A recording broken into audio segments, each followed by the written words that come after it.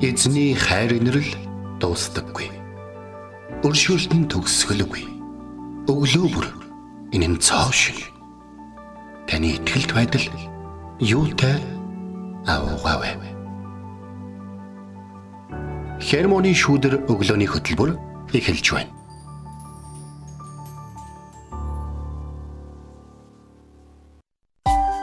Өглөөний мэнд. Өглөөний мэнд. Итгэл радиогийн эфирээс Хермоны шүүдэр өглөөний хөтөлбөр эхлэхэд бэлэн болсон маань. Эфирт пастор Сайн болон хөтлөгч Оми нар ажиллаж байна. Сонсогчдоо сайхан амарсан уу? Танд өглөөний мэндийг хүргэе. За тэгээд энэ өглөө их сайхан өглөө байна. Тэгээд манайхан сайхан амарсан уу?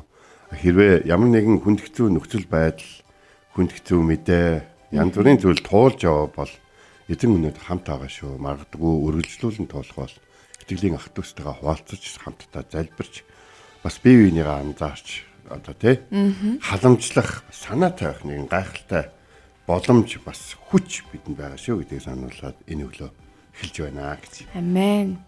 Тэглгүй яхаа тэгээд хүн бүр өөр өөрийн талбар дээрээ өөр өөрийн зүйлсээ тавлаад явж байгаах. Тэгээд энэ бүгдийн дээр эзэн бурхан байгаа шүү. Та эзнээс зурсаар байгаарай. Эзэн дотор байгаарай гэж бас урамшуулъя. За тэгээд бидний хувьд бол одоо Хермоны шүүдрээ Библийн нэг за бүр ихтэй хоёр ишлэл сонгодог юм. Заримдаа ингээд хүмүүс тийм тэгчэрхий богинохон санагдаад байдаг гинэ. За гэтэл нөгөө нэг пастор 3-7 хоног дараалан нэг номлол хийсэн гинэ. Нэгсэн чи эхний өдөр бол яхаа бүгдээрээ амен гэдэг. Дараагийн өдөр ингээд номлохоор пастор яасан бол номлоно гэд номлцсон гэдгийг мартчихсан байхтай гал нэг хагас нь амен болсон гинэ. 3 дахь удаа дээр мэдээж ингээд хүмүүс өөр гайхаад байна. Манай пастор юм хүм одоо бэлтгэ байчж байгаа биш үү? Юм гарахаа байчж байгаа биш үү гэдэг зөвл мөвл рүүгээ яриад тэгээд гэсэн. 4-р өдөр нь пастор гарч ирэл яг нөгөө Библийн хэсгийг яг хилээл эхлэх шиг болсон гинэ. Тэгэхээр нэгтгэсэн.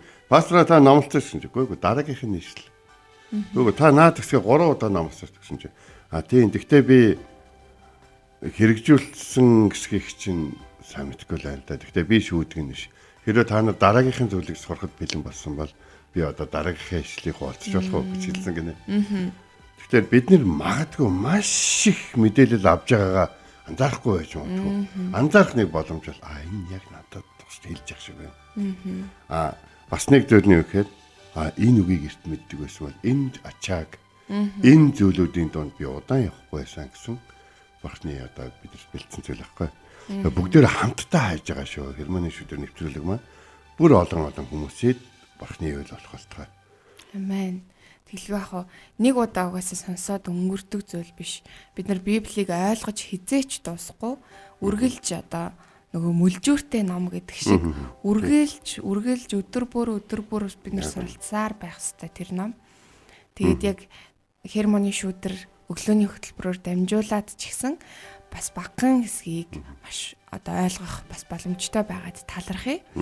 Тэгээд тэндээс гадна нөгөө нэг ишлэл одоо Библийн хэсгүүдийг одоо жилийн дараа ч юм уу 7 хоногийн дараа нөгөө нөхцөл байдал хаана байгаагаас шалтгаалаад ч юм уу амьдралын цаг хугацаануудаас шалтгаалаад уншигдах үеуд нь ч ихсэн ойлгох зүйлсүүд нь өөр байдаг. Өөр зүйлсүүд ойлгож идэг. Жилийн өмнө уншиж байсан ишлэл одоо өнөөдөр уншихад надад дахиад өөр цоош нэр ойлгогддог ч юм уу. Маш өөр байдаг учраас бид бас үргэлж үхтэй ойр байх, эзэнтэй ойр байх энтгээр зүйлсүүд маань асар чухал юм аа гэдгийг энэ өглөө бас сануулж байна. Тэгээд энэ өглөөд үнэхээр талархъя. Тэгээд эзэн бидэнд гайхалтай шинэ өглөөг өгсөн байна. Тэг үргэлжлүүлээд бид намаасаа суралцсаар байх болно. Тэг өнөө өглөө бид Луг намнаас хамтдаа суралцсан. Тэг үгийн цаг руу орохоос өмнө хамтдаа магтацгаая. Та тэгээд эзний өмнө ирээд түүнд магтаалыг өргөөрэй. Өөрийн зүрх сэтгэлээ үнэхээр бэлтгэрэй гэж уриалж байна.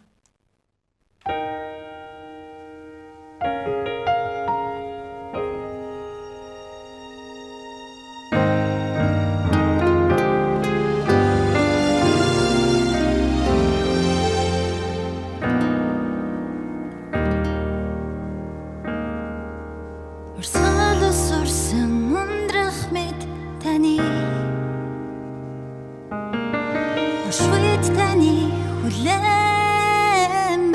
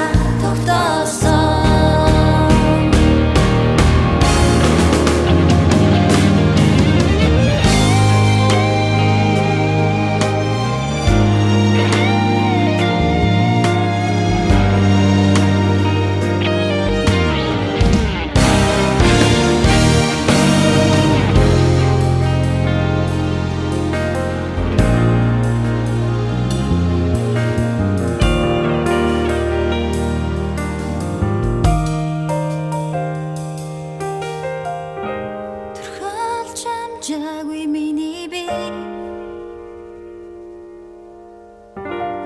таны нүдэн дээр байсан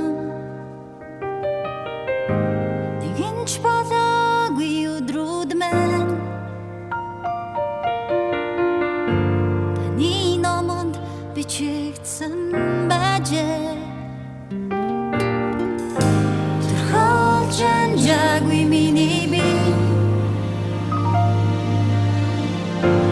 таны нүдэн дээр байсан нэгэнч болоогүй өдрүүд маань таны номонд бичигдсэн бажээ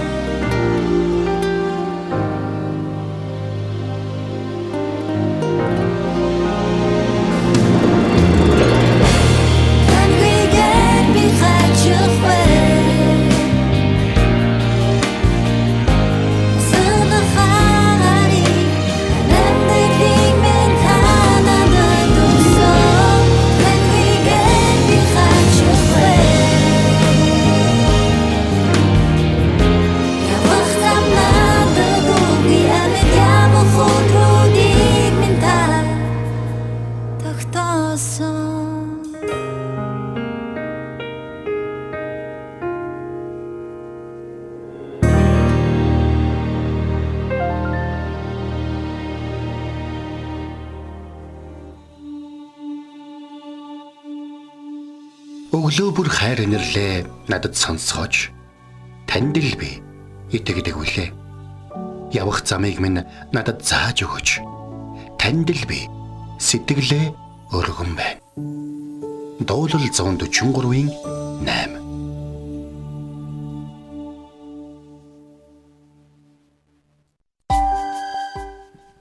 За энэ өглөөний эзний үг. Луг 4-ийн 12 дээр бичээтэй байна. Энэ ёстой нэг эзний үг доторх эзний үг. Яагаад тэгэхээр Библиэлд бичээс дандаа бид нар лөө ингээд хандсан байдаг бол хэдэн хэсэгтэр яадаг вэ гэхээр бичээсийг хоорондоо хүмүүс ярьж байгаа хэсэг байдаг байхгүй. Харин энэ удаа онцгой нь бичээсийг Есүс одоо муу сүнстэй харилцан ярьж байгаа хэсэг ба.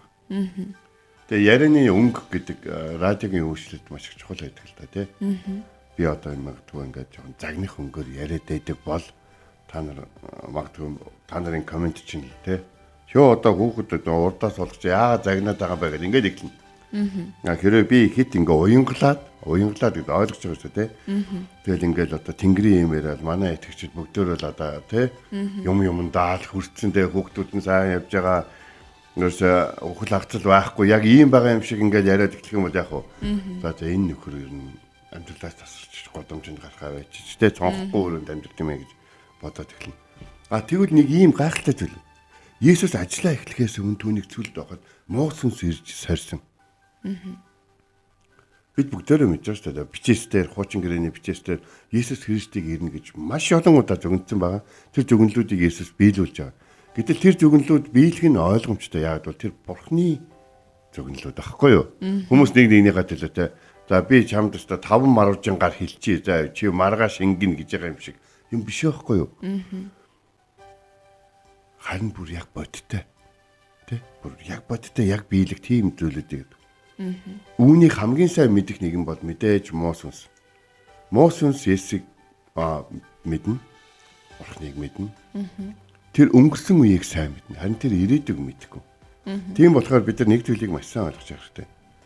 Муу ёрын сүнс бидний ирээдүйг чи ингэн тэгнэ гэдэг ингээд хараал дотор ингээд явж иж болох боловч харин эзний хайр инэрл дотор хэрвээ чи ингийн бол би чамайг ингэж өрөөн тэгж өрөөн гэж засан засруулах өөрчлөх итгэл найдвар өрөөл дүүрэн тэр гэрэл гэгээтэй мөнх амьтан амьдралын талаар бидэнд итгэл найдвар байгаа гэдэг огт мартаж болохгүй. За ингээд өнөөдрийн ишлэл бол Луг 4-р бүлгийн 12-р ишлэл буюу Бурхан эзнээ бүр сойд гэсэн энэ ишлэл. За Библи 66 ном байна. За Библиэд ороогүй 4000 гаруй бичвэр байгаа. Гэхдээ тэдгээр бичвэрүүдийг Бурханы үг биш гэж бол хэлэхгүй. Харин тэдгээр бичвэрүүд нь яг тухайн үед тухайн газар нутагт эсвэл тухайн хүмүүс хэсэг бүлэг хүмүүст эсвэл тухайн үед ямар нэгэн авч ирсэн тэр газрыг одоо юу гэдгийг газар аваад байсан ямар нэгэн зүйлийн эсрэг ч юм уу зогсоох ч юм уу тийм л одоо хэрэглээгээр хэлэгдсэн бурхны үг гэсэн. Бурхан мэдээж одоо өнөөдөр өөрт нь итгэдэг бүх хүмүүст ярьж байгаа. Гэхдээ харин бүгдэд зориулагдсан бүгдэд шаардлагатай үгс энэ Библи гэх номон дээр бичээсээр бүгд бичигдсэн байна. Диавол хурж ирээд юу гэж хэлж байгаа гэхээр чи бурхны хүн юм бол эндээс доошоо өсөр сүмийн одоо хэрмэн дээр авчиад. Тэрээр тэнгэр элч нартаа чамааг би тушаах болно. Чамааг хөлөө чулуун зогчихвээ гэсэндээ тэд чамааг гар дээрээ өргөөд явна гэж бичигдсэн байдаг үстэй. Тийм. Нэг согтуу залуу надад хэлсэн. Чамааг алгадах юм бол нөгөө хацраа чи тавьж өгөө гэдэг. Чи намайг алгадаж амжихгүй шүү гэж би хэлсэн баггүй гэж. Яагаад гэдэг юм. Яагаад гэвэл бурхны үг гим нүгэл хийхэд зориулагддаг юм. Тэгэл тэр энэ үг надад өгөгдсөн үг болохоос чамд өгөгдсөн үг бол биш ээ.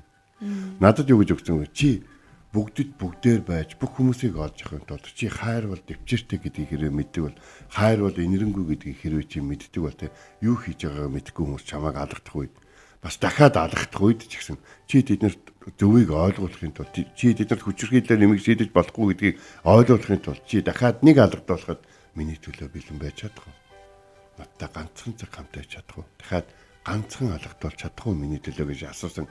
Надаас асуусан зүйл болохоос те Есүсийнхнийг очиод алгадаад ээ. Цаадвал чи алгадах тусам алгадуулаад зодох тусам зодуулаад байдیں۔ Гэсэн тийм үг ерөөсөө биш. Тэгвэл Мосес яг ийм байдлаар хэлж байгаа. Чи өсрөөч. Тэнгэр элчнэр чамайг аваад авчиж шээ. Тэгэд энэ үснээр манай аав надад хайртай байх нь үгүй юу гэдэг тийм одоо бурхан өөрийгөө шалгаарай гэсэн үг биш аахгүй. Харин бурхны гайхамшигтай тушаал биш. Чи энэ замаар явах үедээ битгий санаад би чамайг хамгаалахад тэнгэр элчнэр тушаацсан байна. Тэ? Тэгээд тэр чамайг гар дээр өргөн авч явах болно. Хэдийгээр хүмүүст нэг ч тэнгэр элч харагдахгүй байгаа боловч хэрвээ хин нэгэн хүн өөрийгөө яг ийм нөхцөл байдал дотор бурхны хайрын нэр дотор явж байгаа гэдгийг мэдж байгаа бол тэр хүн ямар гайхалтай байгаа вэ? Харин Есүс 40 хоног өлсгөлэн байсны дараа түүнийг эхлээд хоолоор тэгээд дараад нь эрх мэдлээ. Тэгээд дараад нь өнөөдөр бурхан эцгийнх нь түүний төлөө аль хэдийнэ болгоцсон байгаа зарлагын асуусан. Нэг зүйлийг жоохон муусанс мартаад байгаа юм шиг. Түүнгүүгээр бүтээгдсэн зүйл гэж нэгч байхгүй шин. Тэр чинь Есүс ихэнд үг байсан, үг нь бурхантай байсан, үг нь бурхан байсан бөгөөд түүнгүүгээр бүтээгдсэн зүйл нэг ч үгүй гэж хэлсэн шүү дээ. Тэгээд ир чи өөрөө Есүс шүү дээ. Тэгвэл Есүс тэр муус үнсний те хүмүүсээс асуухад бол хүмүүст байхгүй учраас бүдрээд идэг тэр бүх зүйлүүдийг анх яг ямар байдлаа зөв ариун нандин байдгүй яг тэр бүхний чинь мэддэг нэгнээс ирээд муус үнс буруу хүнтэйгээ юмыг буруу ойлгодог гэд яриад байгаа юм шиг. Бурхны үг болон хэрэгжүүлэлтийн тал дээр бол Есүсийг бол сорж байгаа. Тэгэхээр Есүсийг муус үнс яагаад ингэж одоо бурхны хүүг бурхны үгээр сорно гэж бодсон мэхээр муус үнс энэ дэлхий дээр Есүсийг ирэх хүртэл амьдарч исэн бүх хүмүүсийг сориод сорилтонд унгаад чадсан нэгэн байсан. Муус үнс бол хүнийг ингээд те мэрэгжил эзэмшээс амжилтанд хүрээсэй гэж боддгоо те. Тэ ёстой нэг ийм их юмнууд те манай салбарыг өста байхгүй болох юм өста гайгүй чи өста хэдэн жил миний нервийг орж хичээл хүмүүсний чи хариуг би чамд өгнө гэж байгаа юм шиг тийм эвдэрчгсэн тийм сөрөг багш биш байхгүй. Бурхны үг амьдралын хамгийн хүндхэцүү үеүүдэд бидэнд итгэл найдвар өгдөг. Иерусалим хотоо Вавилончуудад эзлэгдээд байх үед бурхны үгийг хамгийн гайхалтай дамжуулж ирсэн иш үзүүлэгч Иеремаяг хүмүүс хатаархахдаа бүр худагт хайцсан байхгүй. Худагт хайцсан. Гэтэл хаана нь яасан бэхээр бурхнаас лаврал ирнэ гээд Иеремаяараа хүн явуулаад эзнээс үг байна уу? Одоо хизээгүй хэрэм нураад Вавилончууд дайлдарж ирээд бидний хятах гад байж штэ. Бууж. Хөөе хаанта. Ер нь бол Вавилончууд нэ хүч чадалтаа тэ агуудаа манай Иерусалим хотыг бүсэлжээд хан хэрмийн нураагаад эзлээд байгаа юм биш. Бурхан олон жилийн өмнөөс ингэж болохгүй шүү. Ингэх юм бол дайснаж ирээ шүү. Хүүхдүүдийг ч олзлон авч явна шүү. Та нарыг 70 жил дарлан шүү. Бичээс тэр бүгд байгаа. Би бүр тань руу бичээд явуулсан шүү дээ. Та харин боороо шатаацсан шүү дээ. Өнөөдөр ч гэсэн эзэн юу гэж хэлж байгаа юм бууж өг. Хотыг Вавилончууд хүчтэйдээ авч байгаа биш. Харин энэ хотод хэтэрхий их найдаад ахаар нь Бурхан Вавилончуудад өгсөн. Гэдэг зүйлийг хэлж байна. Бид зурлаад байгаа зүйлээ зурлаад авах юм бол илүү сайныг бол ерөөсөө авч чадахгүй л да тийм. Нөгөө нэг юм сайн эцэг эхчүүд яадаг вэхээр хүүхдүүдээр зарим зүйл хэтэрхий удчих юм бол аваад шинийг ингээд сольж өгдөг. Миний охин одоо чамд шинэ Google хэрэгтэй байна. Гүү би энэ Google-д хайдаг. Энэ Google чи одоо тэнд байгаа. Чи дүүтэй болж байгаа юм шиг. Чи энэ Google-ны дараагийн дагавар чи энэ Google-ийг ч гэсэн одоо дүүтэй болгож байгаа юм шиг. Эсвэл энэ Google чи одоо ахаад нэг найзтай болох хэрэгтэй гэдэг ч юм уу тэ нэг ингээд хөөрхий ятгаад ингээд шинэ Google авч өгч ингээд шин юмнуудад тасчих хэрэгтэй гэдэг шиг. А гэтэл өнөөдөр одоо хамгийн чухал үг рүү Мосес бичээсийн үгүүдийг гойволж Адамаас ахуулаад Есүс Христийг ирэх хүртэл бүх хүмүүсийг унгаж чадсан. Харин Есүс Христийг яг тэр туршлагаараа унгах гал тийм байхтай Бурхан нэрээ тэр үгийг тэгж хэлсэн байхтай гээд яг тэгж ойлгох гэсэн чинь Есүс хариуд нь бас л яг Бурханы хэлсэн үгүүдийг гаргаж ирээд хариуг нь өгчээсэн. Энэ удаа Есүс юу гэжсэн гэхээр Бурхан эзнээ бүү сойр гэдэг үгийг хэлсэн. Энэ үг бүтнээрээ Дуулал номын 6-гийн 16 дээр байдаг л да. Энэ дээр үг. Та нар масад цорьсон шиг эзэн Бурханаа бүү сойр гэж. Тэгэхээр бид нар ингээд бид нар цангаж өглөө штэ. Бид нар үлсэж өглөө штэ гэж өдөр болгон те одоо тэднийг одоо ундаалж бас хоолдож ирсэн Бурханы эсрэг гомдлож ирсэн израильчуудтай адилхан байх хэрэггүй гэж. Учир нь тэд нар эзэн Бурханыг одоо сорж те Бурхан өөр зүйлийг чадахгүй даа биш. Цөлийн амьдралыг туулан гаргахад тэднэрт яг хэрэгцээтэй тэрл зүйлийг өгж ирсэн гэсэн үг. Хүсэж байгаа зүйлүүд нь үүндээ цөлийн амьдралд хэрэгцээтэй зүйлүүд байгаа. Төгсгөлд нь дуулуургүй байдлын хамгийн ойлгомжтой илрэл бол эргүүлээд сорих байдаг байна. Зүгээр нэг үгэнд орчихгүй хүмүүс өөдөөс юу гэж ярьдаг лээ тийм. Энийг ингэчих юм бол яах юм? Тэгчих юм бол яах юм? Энийг инглигээр надад ямар ашигтай юм? Тэ? Яг энийг ингээд Бурхан ингээд хэлсэн мө энэ үг яг одоо сонсохдоо сонсож энэ миний сайнны төлөө муу юм уу гэх мэтлэн асуудаг. Тэгвэл өнөөдөр нэг зүйлийг эзэн хэлж байна. Бурхан эзнээ бүүсээр Библиэлд Бурханыг ингээд одоо та үнэхээр яг надаар яг хэлэх гээд байгаа мó гэсэн байдлаар Бурханыг сорьсон хүмүүсээ Гидеон эдэр ч юм уу те. А гэхдээ Бурханыг та энэ Бурхангийн яригдаад байгаа зүйлүүдийн үнэхээр нэг нь юм бол эдэр гээд ингэж хамаагүй Бурханыг мэддэг болсноос хойш битгий сориорой. Бичээсээс ярьж байгааг нь мэдж байгаа бол бичээс таны төлөө байдаг гэдгийг та мэдж байгаа үстэй.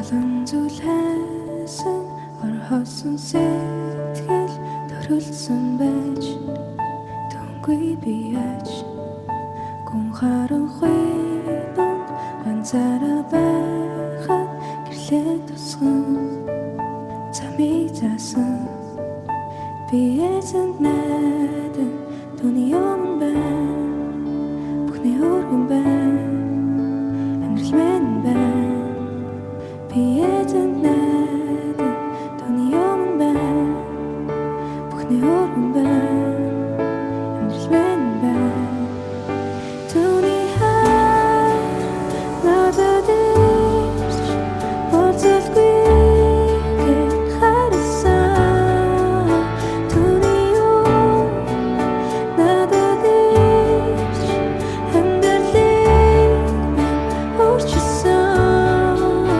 би эзэн найдан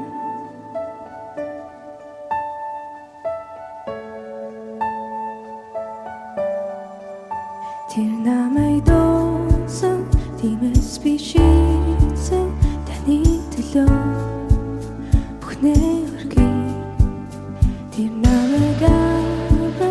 зүрхийг нь шинжлэн хүрийн болгож баярыг хүсэн би эзэн найдан түүний өмнө байна бүхний өргөн байна амьдрал минь байна би эзэн найдан түүний өмнө байна бүхний өргөн байна амьдрал минь байна түүний надад ич боцолбигээ харсан түүний надад ич амьдралын минь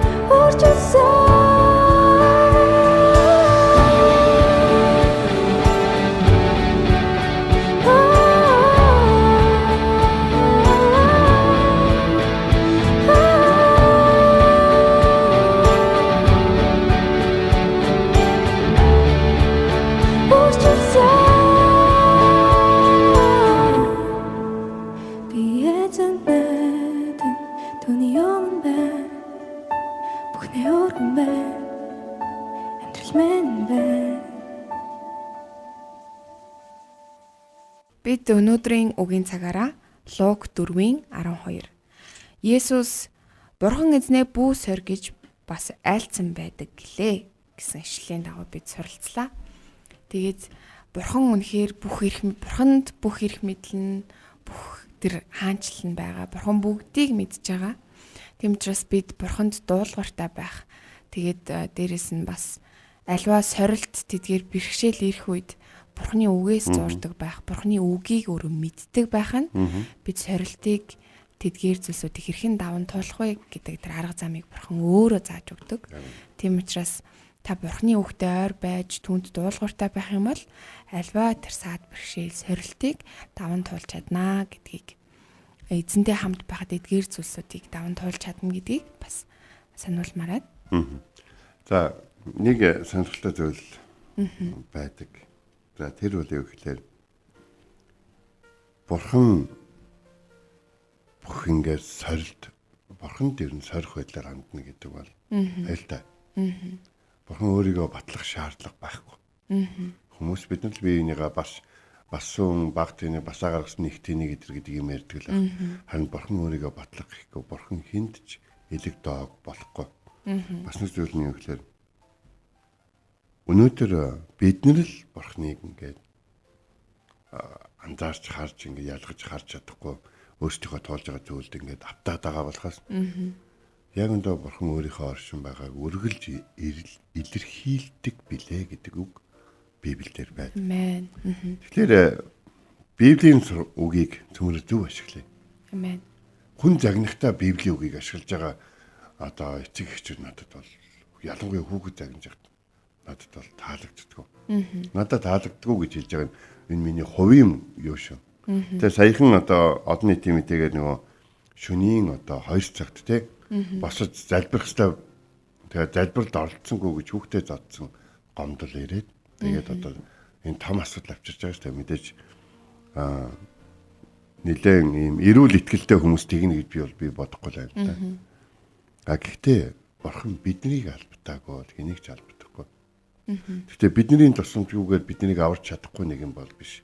Тэр бүх зүйлийг хийсэн гэдгийг харин хүмүүс чи ямар нэгэн зүйл хийх ёстойг бодоод харин Бурхан бүгдийг хийсэн шүү гэдэг төмөрөө хүмүүсийг ятгая гэж. Амен. Тэглгүй яах вэ? Тэгээ сорихоо болий. Тэгээ ер нь бидний тэр Бурханыг сорих гэдэг асуудлууд яг үндэ яг юу юм бэ? Бурхан өөрөө бидний тэр асуудлуудаа шийдэх боломжуудыг нэгээд өгсөн байгаа шүү дээ. Тэгэхдээ өөртөө шийдэхийн орон шууд Бурханаар шийдвэл гэж цаг хугацаа явах. За тэгээд хэмнэсэн цаг хугацаагаа юунд зориулах гээд хурдан Бурханаар шийдвэл гээд гайхамшиг хүсэж байгаа юм бэ. Бидний энэ асуултуудад Библийг бас уншингаас хариултаас ирж хайх л хэрэгтэй. Тэглгүй яах вэ? Тэгэд дахин сануулхад бас зарим хүмүүс маань 5 сарын 9-нд болох бидний уулзалтын талаар бас асуусан байна. Тэгэхээр уулзалт маань 5 сарын 9-нд 12 цагаас гэр бүлийн радиогийн байран дээр болох юм аа. Тэгээ та бүхэн оролцохыг хүсэж байгаа бол яг одоо бүртгүүлээрээ. Тэгэхгүй бол нөгөө хүмүүс монголчуудын нийтлэг цагийг тулгадаг юм байна. Тийм болохоор цагийг тулгахгүйгээр та бүхэн маань бүртгүүлээрээ гэж уриалж байна. Тэгээд хамтдаа залбирцгаая. Орчлын ертөнцийг бүтээсэн эзэн минь, үгээрээ бүтээсэн эзэн минь. Таны энэ гайхалтай үгийг сонсох үед бид Есүс Христийн сайн мэдээг сонсож бидний итгэл сонсохоос ирдэг. Та бидэнд энэ үгийг сонсох боломжийг өгсөнд энэ үгийг бидэнд хэлсээр байх хүмүүсийг бас бид энэ үгийн дотор биднийг ятгахсаар байх хүмүүсийг урам зориг өгсөөр байх хүмүүсийг амьдралд маань илгээж өгсөнд маш их баярлалаа. Мөрийн сүнс болоод түүний хүмүүсээс биднийг хамгаалж өгөөч. Тэд үнэн зөв юм шиг ярихтанд бид төөрөгдөхгүй, төөрөлдөхгүй, үг ярианд нь автахгүй, бас буруу сонголт хийхгүй байхад тусалж өгөөч. Тэгэд эзэн минь гэж дуудсан охин таны хүмүүс биш гэж хэлдэг. Бид таны нэрийг доолгортойгоор, бид таны нэрийг хайрын дотор, бид таны нэрийг талархлын дотор дуудаж, таны зааж хэлж бидний амьдралыг аварч амьсгалуулж байгаа энэ амьд үгийн чинь дотор амьдрахад туслаач. Таныг сорихгүй байхад, таныг сорих сорилтанд бид автахгүй байхад туслаач. Есүс Христийн нэрээр залбирanгуйлаа. Амен. За түр зар хэлчихье. Шүүдрээр ундаалагсад 5 сарын 9-нд болох уулзалтад маань та Итгэл радиогийн утас болон пэйж хаягийн чатаар бүртгүүлэх боломжтой байгаа шүү. За тэгээ өнөөдрийн хөтөлбөр маань энэ хүрээд өндөрлөж байна. Итгэл радиогийн эфирээс Хермоны шүүдөр өглөөний хөтөлбөр танд хүрлээ. Хамт байсан сонсогч танд баярлалаа. Маргааш энэ цагтаа эргээд уулзцгаая. Эзэн таныг харж хандах болтугай. Амен.